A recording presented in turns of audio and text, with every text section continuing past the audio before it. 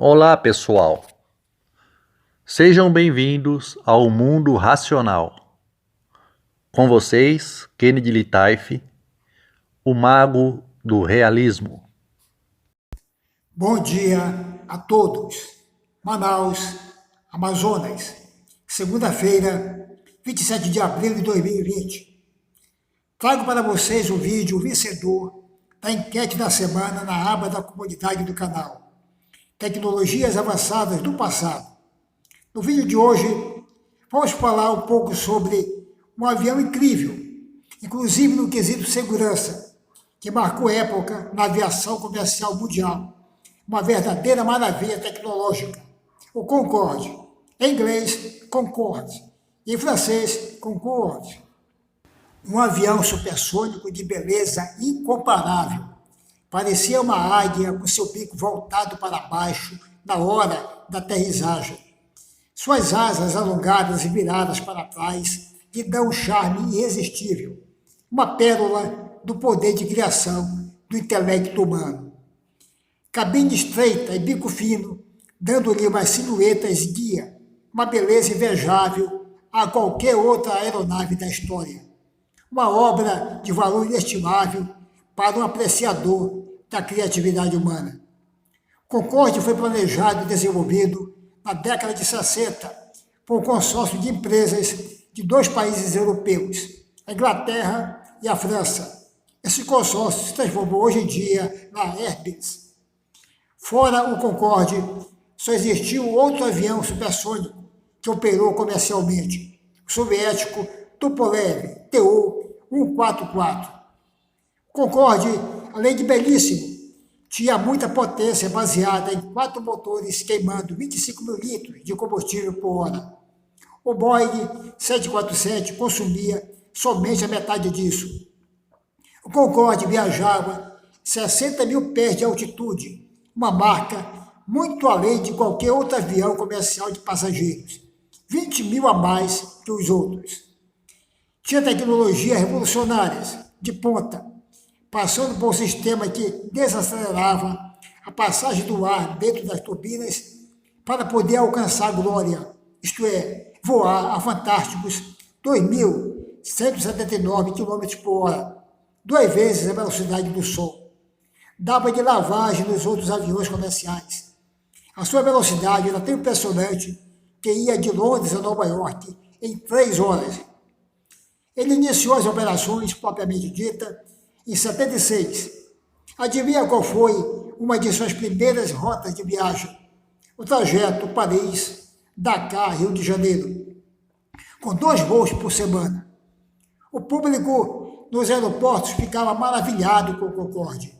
Era um êxtase em qualquer aeroporto que ele aterrissava.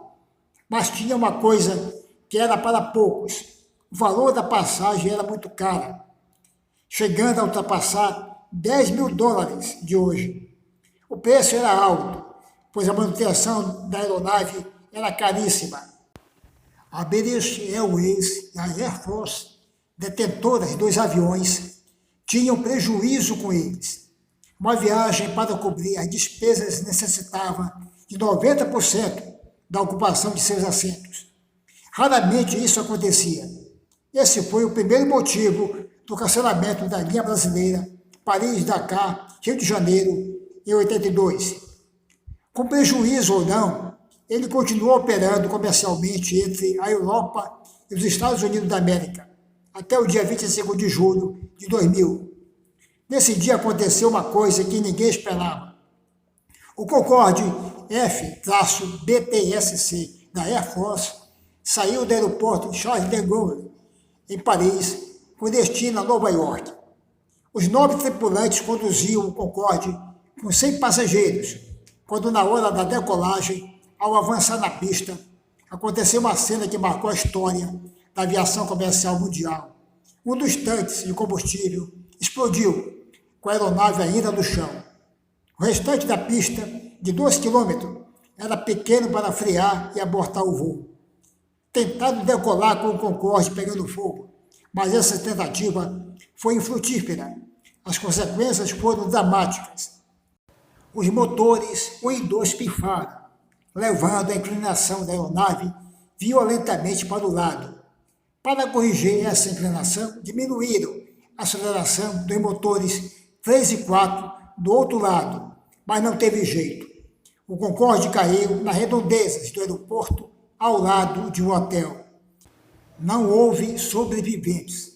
Além dos tripulantes e os passageiros, foram vítimas do acidente 4 pessoas que se encontravam perto do local da queda. Descobriu-se depois que o avião estava sobrecarregado com 310 quilos a mais do que o peso máximo permitido. Uma aeronave altamente segura, com apenas um acidente fatal na sua longa carreira de operação. Esse acidente devastou a imagem do Concorde.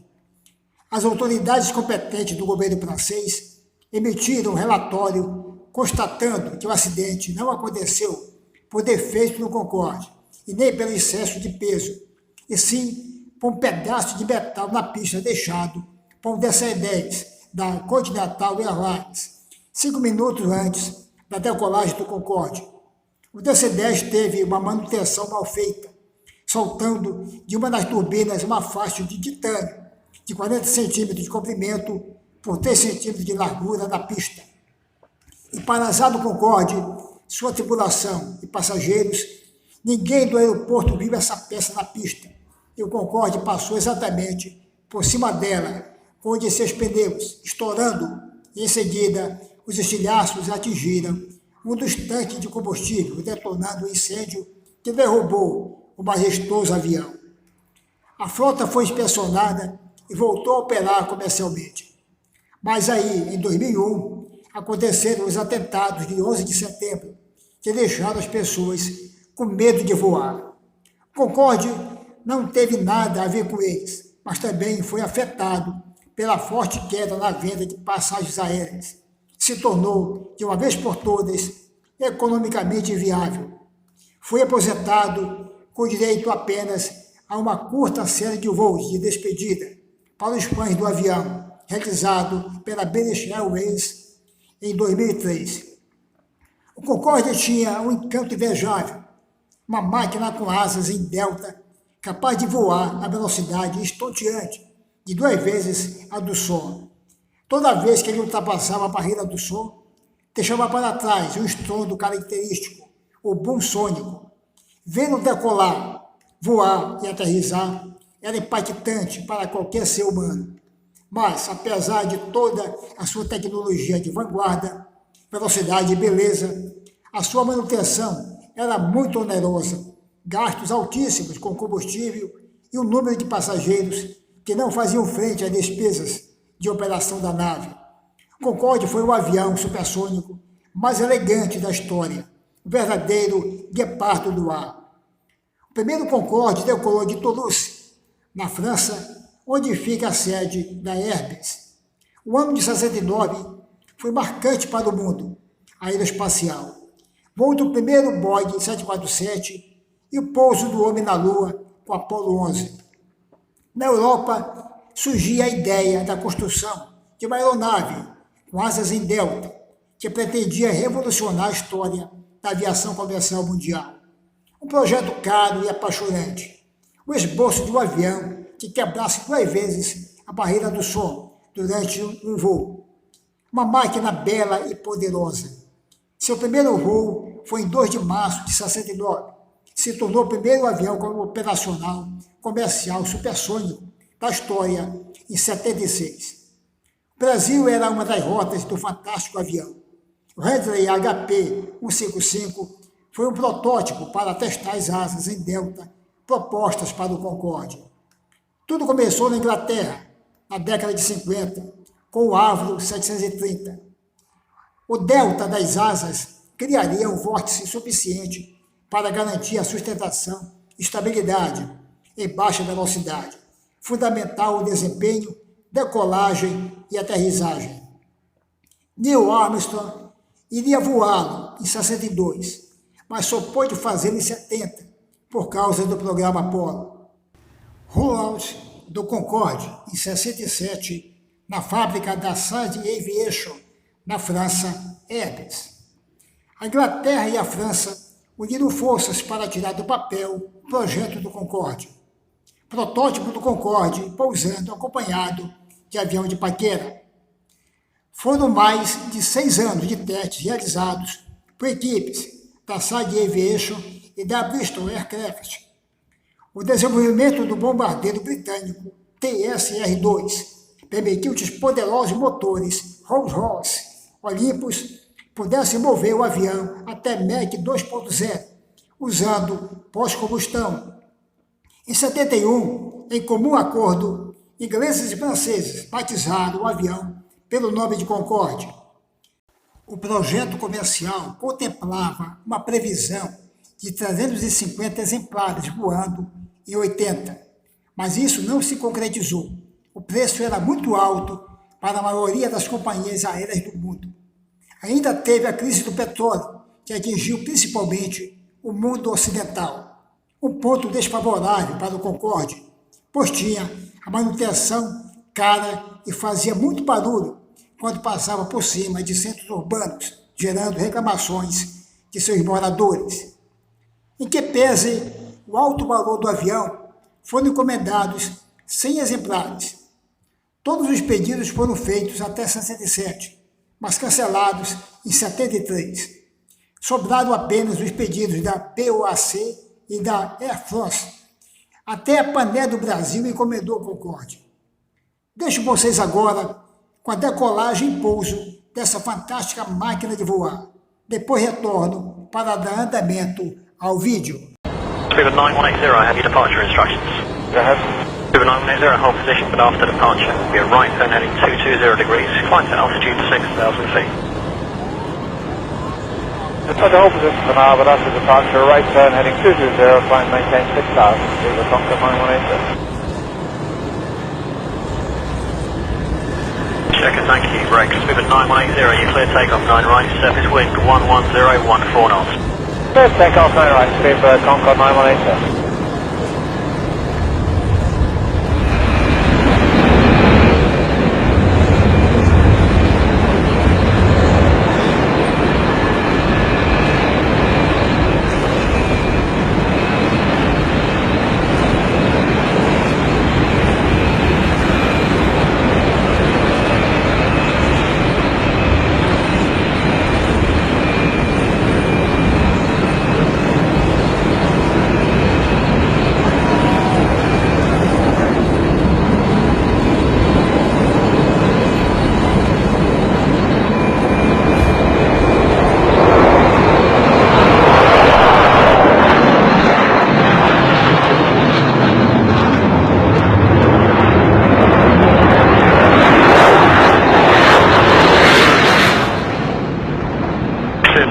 Contact Heathrow radar 1349 good day.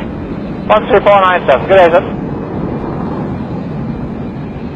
The radar Speedbird Concorde 9180, Compton 5 Juliet, passing 3,000 feet. Speedbird 9180, good afternoon and welcome back. Running altitude 6,000, there's no ATC speed restrictions, full guidance. Thank you, climbing 6,000, no speed, and ident coming down.